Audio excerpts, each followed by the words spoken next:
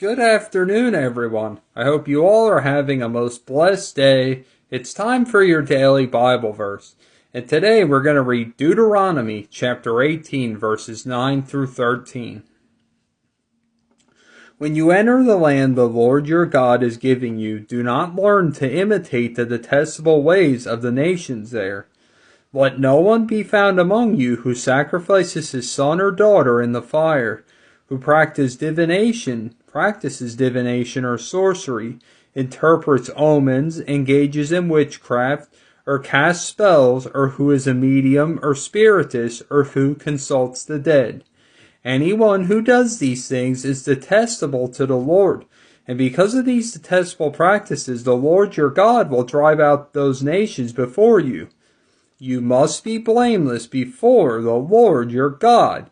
So, what's happening here is this is when the Israelites were about to go into the promised land. Deuteronomy was the last book of the Bible that Moses wrote.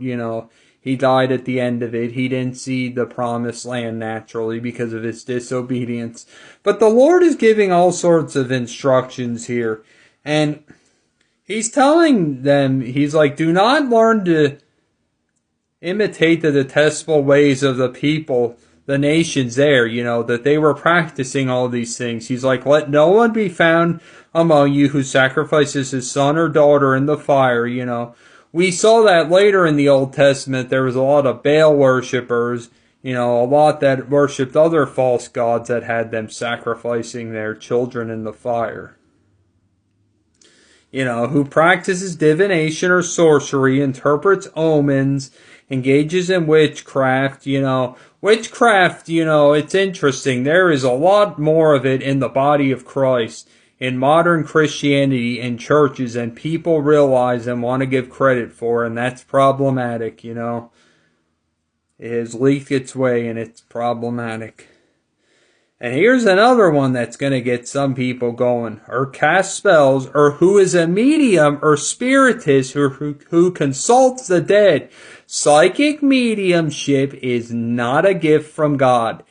They are not talking to your deceased loved ones. They are talking to demons. And I have a friend on here, that this is one verse she uses. She was an ex-psychic saved by Jesus and, likes to tell people of the darkness of the psychic mediumship. You ought to see the attack she gets. It's horrible. But yeah, anyone who does these things is detestable to the Lord, So why is there so much mediumship in the body of Christ? I love you.